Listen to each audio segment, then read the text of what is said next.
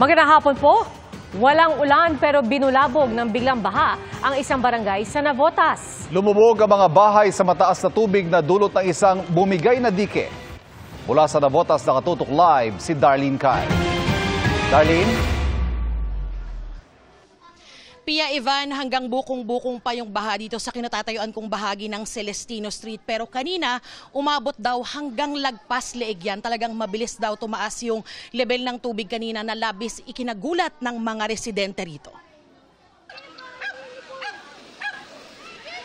Naghiyawan ang mga taga San Andres Street sa barangay San Jose Navotas nang biglang rumagasa ang tubig sa kanilang lugar.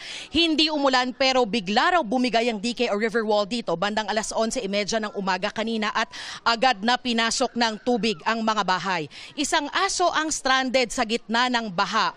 Ayon sa youth scooper na si Rodora Oliveros, nasagip naman ang aso pero wala raw naisalbang mga gamit ang ilang kapitbahay. Pati ang nakaburol na patay roon, inilikas. Ang taas ng tubig na nagpalubog din sa Celestino Street hanggang leeg ng residenteng si Denz. Si Rica napaiyak na lang sa sinapit ng kanyang mga gamit. Wala pang 5 minuto, abot hanggang leeg na agad ang baha sa kanilang bahay. Lahat ng kanilang gamit pati ang kanyang mga paninda nasira. Mabuti na lang at ligtas ang kanyang 4 na anak dahil naiakyat niya sa 2nd floor ng kanilang bahay. Labis din ikinagulat ni Narciso ang nangyari. Abot daw hanggang kanyang bibig ang tubig sa loob ng kanilang bahay. Nabigla, as in, umiyak na lang po habang yakap-yakap po yung platuhan namin para hindi lang matumba. Nasa barangay ako, tumatakbo ka, baka ako himatingin pa ako dahil hingal na hingal ako. Nung makita ko, pasok na tubig. Di, ang nakalutang na lang yung rep ko.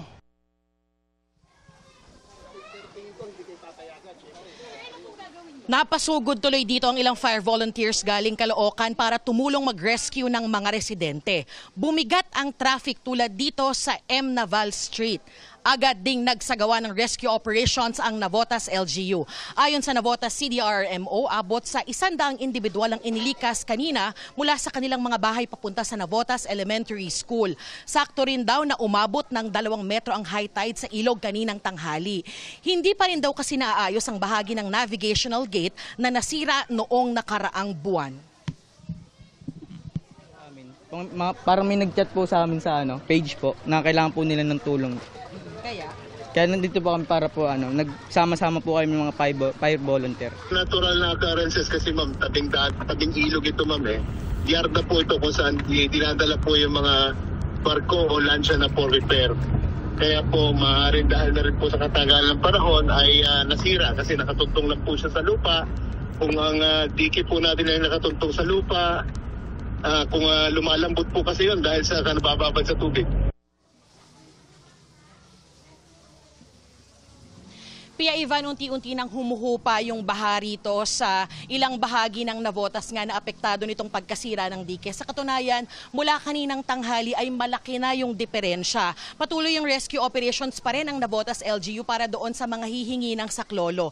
Nilagyan na rin daw nila ng sandbags yung tabing ilog para mapigilan yung pagpasok ng tubig at pinag-aaralan na rin daw ng kanilang engineers yung mga pwede nilang gawing solusyon para maayos na nga itong dikeng nasira. Yan ang latest mula rito sa Navotas. Balik sa inyo, Pia Ivan. Itatanong ko sana, Darlene, yung nabanggit mo, ano kayang posibleng gawin dahil hindi naman maaayos ng overnight yung dike na yan eh. Sa habang inaayos yung dike, ano kaya yung pansamantalang solusyon para hindi maulit yan, lalo't nangyari yan na hindi umuulan ha? E paano, tag-ulan pa naman ngayon, paano kung nagkabagyo o nagkahabagat? Yun nga, Ivan Sa ngayon, ang pansamantalang solusyon na ginagawa ng Navotas LGU ay yung binanggit nila na paglalagay nitong sandbags doon sa area o bahagi ng dike na nasira. Unti-unti naman ang humuhupa yung tubig dito pero meron pa ring ilang residente na posibleng manatili doon sa kanilang mga kaanak mula sa mga karatig na lugar o sa mga evacuation centers.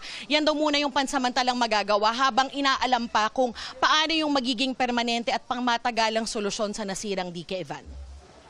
Darlene Kai, maraming salamat.